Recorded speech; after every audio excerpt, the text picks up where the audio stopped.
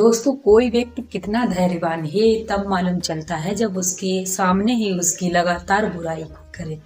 जब हमारे सामने ही कोई हमारी बुराई करता है तो हमारे उस समय धैर्य की परीक्षा होती है। लेकिन हम में से अक्सर कुछ लोग अपनी ही बुराई सुनकर गुस्सा करने लगते हैं, लड़ाई करने लगते हैं। लेकिन हमें उस समय ऐसा नहीं करना चाहिए। अगर हम उस समय शांत रहेंगे तो हम कई परेशानियों से बच सकते हैं। तो दोस्तों, आइए जानते हैं स्वामी विवेकानंद की ऐसी कहानी के माध्यम से। नमस्कार दोस्तों, मैं रजनी मौर्य, आप सभी का हमारे R motivation success YouTube channel में स्वागत है।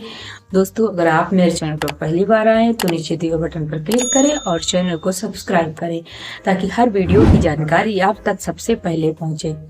दोस्तों, एक बार स्वामी विवेकानंद ट्रेन के फर्स्ट क्लास डिब्बे में सफर कर रहे थे। उस समय फर्स्ट क्लास डिब्बे में सफर करना बहुत महंगा था। कुछ सामान्य लोग ही उस डिब्बे में बैठ पाते थे और स्वामी जी का साधु वेश था। यात्रा के बीच दो अंग्रेज आकर स्वामी जी के पास बैठ जाते हैं।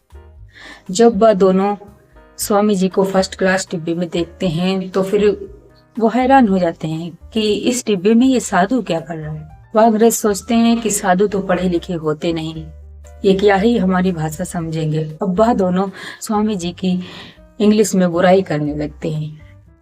वह कहते हैं कि साधु इस धरती पर एक बोझ की तरह है जो दूसरों के पैसों से ट्रेन के फर्स्ट क्लास डिब्बे में बैठते हैं और सफर करते हैं। लेकिन स्वामी जी पढ़े लिखे थे, स्वामी जी इंग्लिश समझते थे, फिर भी वह चुप रहे, उन्होंने कुछ नहीं बोला।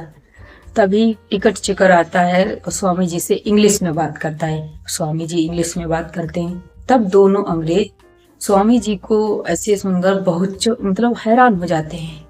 वह सोचते हैं उतने टाइम से हम इस साधु की लगातार बुराई करते जा रहे और लेकिन इन्होंने कुछ भी नहीं बोला। फिर उन्होंने स्वामी जी से कहा कि हाँ, आपको इंग्लिश आते हुए भी आपकी हम लगातार बुराई करते जा रहे थे, फिर आपने हमें रोका क्यों नहीं, आपने हमसे कुछ कहा क्यों नहीं। तो स्वामी जी ने कहा, आपका काम था आलोचना करना, आप जैसे लोगों की आलोचनात्मक बातों से ही मेरा धैर्य निखरता है और मैं किसी भी हालत में अपना धैर्य नहीं छोड़ सकता। आपका काम था आलोचना करना और मेरा काम था उनको सहन करना। अगर मैं उस समय कुछ बोलता तो वाद विवाद बढ़ता और इसमें मेरा ही नुकसान था, इसलिए मैं चुप था।